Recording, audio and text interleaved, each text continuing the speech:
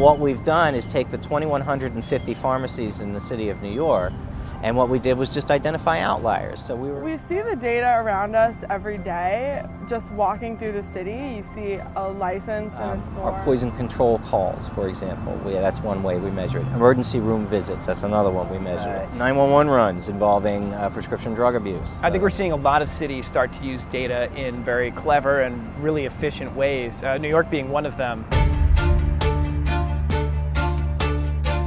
Essentially, I run a skunk works of 5 young data scientists that is tasked with leveraging the information that we as a city collect on a day-to-day basis. It's vast and it's varied, and some of it's very dynamic, as in it changes every second, and some of it is extremely static. What we do is we have all these different cross-agency data sets, and we try to find nuggets of information which would easily deliver a target list to different agencies. There's a ton of different problems that you can look at using government data.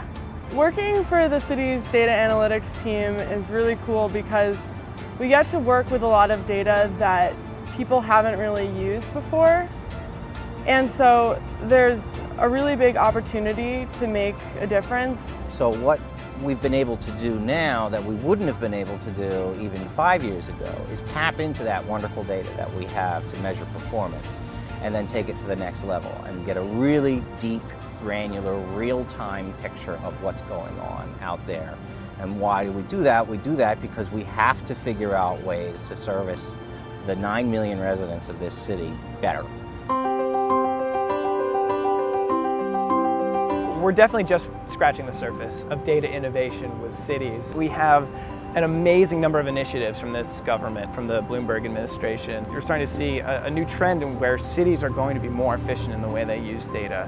Everything from tracking down illegal conversions, using a combination of data to find illegal grease dumpers. The city gets roughly 20,000 complaints a year that landlords are jamming 60 people into a space zoned for 6. If there is a fire in a structure that has been illegally converted, that has many more people in there than are supposed to be, the likelihood, A, that there's going to be a fire is dramatically escalated, and the likelihood that somebody is going to be injured or killed in that fire is significantly escalated as well.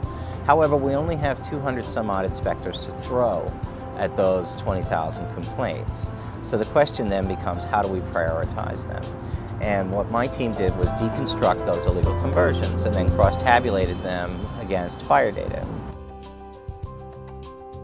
And then from there, we were able to take out of that 20,000, 5% that we know have a significantly escalated risk of a serious structural fire.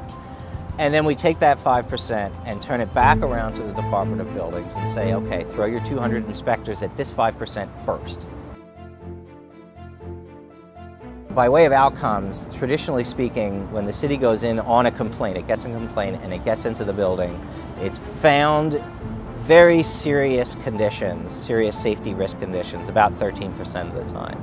Since we started doing the analysis that we're doing for them, those locations that we identify as being in the top 5% for fire risk have an 80% hit rate for serious conditions. So we're sending them where they need to go. You know, you have the fire department with its personnel and the Department of Buildings with its personnel. Initially, frankly, both of them didn't think this was going to work. What we've been able to do is by showing them, listen, if I take this piece of information from the Department of Finance and leverage it on behalf of the Department of Buildings, that has equities to save the lives of your firemen over at the fire department. And as the results started pouring in, they all got it. And we're like, oh my God, this actually works. This is great. Thank you. Which is not a word we're accustomed to hearing. So that was pretty good. We were very happy about that. My name is Mike Flowers, and I'm a data innovator for the City of New York.